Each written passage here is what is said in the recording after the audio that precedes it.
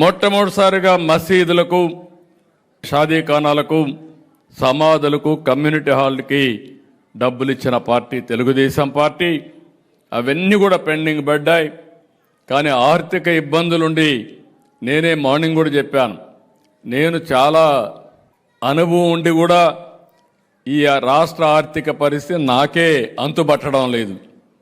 అంటే ఒక మెరుగైన డాక్టర్కి కూడా పేషెంట్ యొక్క ఆరోగ్యం ఎట్లయితే అంతుబట్టదో ఆ పరిస్థితిలో నాకు ఈ రాష్ట్రం దక్కింది. కానీ భయం లేదు.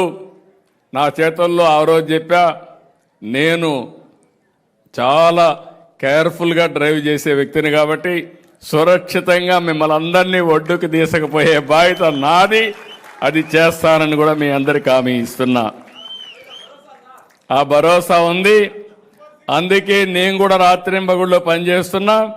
ఇప్పటికి మీరు చూస్తే ఎక్కడా జరగల. సూపర్ 6 సూపర్ హిట్ చేశాం. అన్ని సంక్షేమ కార్యక్రమాలు ఇచ్చాం. అభివృద్ధి కూడా సూపర్ హిట్ చేసిన ఘనత మనకే దక్కింది.